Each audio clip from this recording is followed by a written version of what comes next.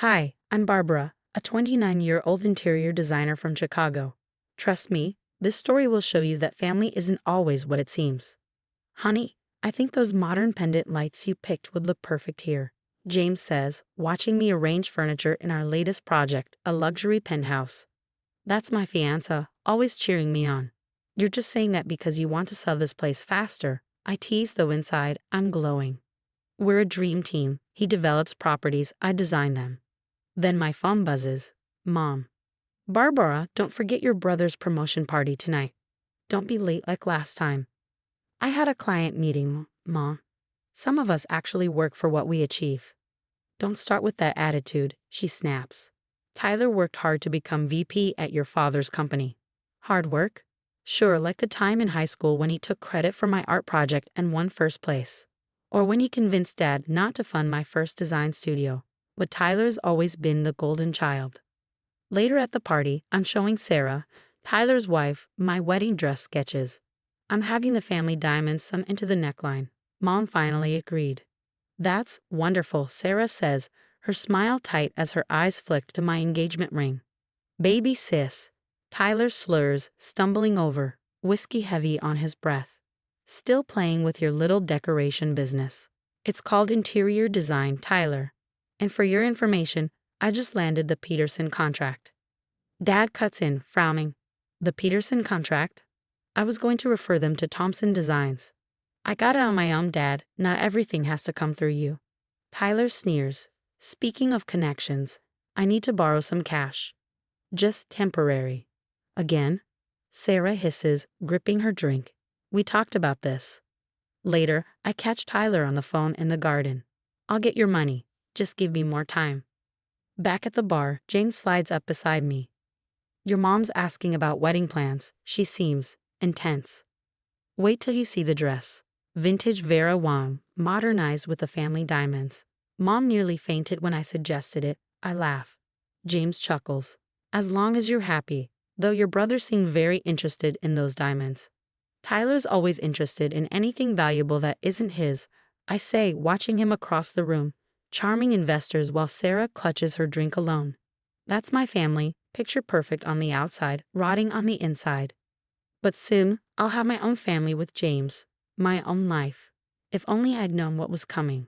The morning of my wedding week, the estate was buzzing with family and guests. It should have been exciting. Instead, I woke to my worst nightmare. No, no, no, no, my scream echoed down the hall. There it was, my wedding dress. Shredded. Drenched in what looked like red wine. The family diamonds. Gone. What's going on? Mom rushed in, still in her robe. She froze, her gasp sharp and calculating. Barbara, what have you done? What have I done? This is my wedding dress. Why would I destroy it? She crossed her arms. The insurance policy you insisted on last week. That was your idea. You said I needed coverage for the diamonds. James burst into the room, followed by Tyler and Sarah. Babe, what happened? Someone destroyed my dress and stole the diamonds. I checked the security footage, Tyler announced. It's gone. Strange timing, huh, sis? What are you implying? I demanded. Tyler smirked, pulling out his phone. You've been researching insurance fraud. He held up screenshots of my supposed browser history. That's impossible. I didn't. And then there's this. He hit play on a recording. My own voice echoed in the room. The diamonds alone are worth enough to start over. It was from a conversation with Madison about starting my own firm. I protested, blaring at Tyler. Completely out of context. James stepped back, his face clouded with doubt. Barbara, just tell me the truth. You can't seriously believe this, I snapped. I'm being set up. Dad stormed into the room, his voice thunderous. The police are on their way. This is criminal, Barbara. I stared at him in disbelief. You called the police on me? Alina, our housekeeper, hovered by the door, wringing her hands. Miss Barbara was in her room all night. I brought her tea at midnight. Stay out of this, Elena, Mom snapped, her tone icy. Shaking, held Madison. They're all against me, I sobbed. Even James is believing them. Girl, something's not right, Madison replied sharply. Tyler was acting weird at the rehearsal dinner. Stay put, I'm coming. The police arrived soon after, taking statements as I sat helplessly. The detective gave me a skeptical look. Miss, your family's evidence is quite compelling. Evidence they fabricated, I muttered, but it felt like no one was listening. Later, Sarah approached me with fake sympathy dripping from her voice. Maybe if you confess, they'll go easier on you. I fixed her with a cold stare. I think you know exactly what happened, Sarah. She flinched, just slightly, before walking away. By the time James found me packing my bags, I was done. The wedding's off, isn't it? I said, not bothering to look at him. Barbara, he hesitated. They're your family. Why would they lie? Because they've been doing it my whole life, and you never wanted to see it, I said, my voice breaking. Madison burst in like a hurricane, her presence a lifeline. I'm getting you out of here. Something stinks, and it's not just your brother's cheap cologne. As I left, Mom's voice followed me. If you walk away now, don't bother coming back. Don't worry, Mother. I won't. Elena slipped me a folded note as I passed. I saw something last night. Call me. Dad's voice was the last thing I heard before the door closed. You're making a big mistake, young lady. We can still fix this if you admit what you did.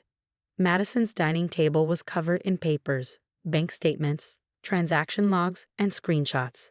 Living with her this past week had been my saving grace.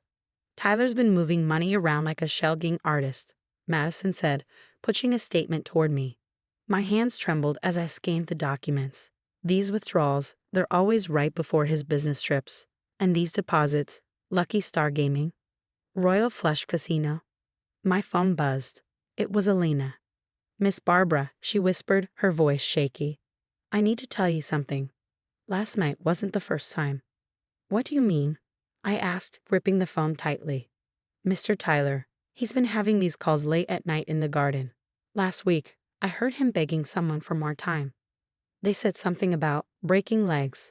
He was crying. Did you tell my parents? They don't listen to the help, miss. But there's more. The night your dress was destroyed, I heard him again. He said, it's done. You'll get your payment tomorrow. Madison's eyes widened. Barbara, look at this. She pointed at more records. Tyler's been visiting First Choice Pawn every Tuesday for the past month. The family diamonds. And this deposit, I said, my heart sinking. It's massive, and it's the day after my dress was destroyed. My phone dinged with a text from Sarah. We need to talk. Tyler's acting strange. Don't respond, Madison warned. It could be another setup. Before I could decide, Tyler's name flashed on my screen. Against my better judgment, I answered, putting it on speaker. Madison hit record. You need to back off, Tyler hissed. Or what? I shot back. Going to destroy another dress. Listen here, he snarled. You have no idea what you're dealing with. Keep digging, and things will get a lot worse than a ruined wedding. Are the loan sharks squeezing you that hard, brother dear? His breath caught. You don't know anything. Of what I do, I said, my voice dripping with contempt. First Choice Pawn. The casinos. The late-night calls. If you don't shut your mouth, Tyler, your little empire will crumble. Accidents happen, sis, he growled. Consider this your only warning. The line went dead, and Madison was already gathering the evidence. That's it. We're taking this to your parents. Now. Back at my parents' house, it was the same old story. These bank statements are clearly forged, Dad dismissed, barely glancing at the evidence Madison had uncovered. She could have faked them at her job. I played the recording of Tyler's threats, my voice trembling with frustration. Mom actually laughed. You've always been jealous of your brother's success, she said with a smug smile. This is a new low, even for you. He threatened me. I protested. Dad folded his arms. He's under stress, thanks to your baseless accusations. If you drop this nonsense now, we might still salvage this family's reputation. Your reputation? I snapped. What about my life? He's trying to ruin me. You ruined your own life with this insurance scam, Mom shot back. Tyler would never gamble away his future. As if on cue, Tyler strolled in, his corporate mask firmly in place. Still spreading lies, sis. I didn't respond. Instead, I turned my phone toward him, hitting play on the casino security footage Madison had dug up. His face went white. Get out of my house, Dad thundered, pointing to the door, and take your forged evidence with you. As I walked out, Tyler's phone rang. He hesitated before answering. "Mr. Chang, please," he whispered, his voice cracking. "I just need one more day."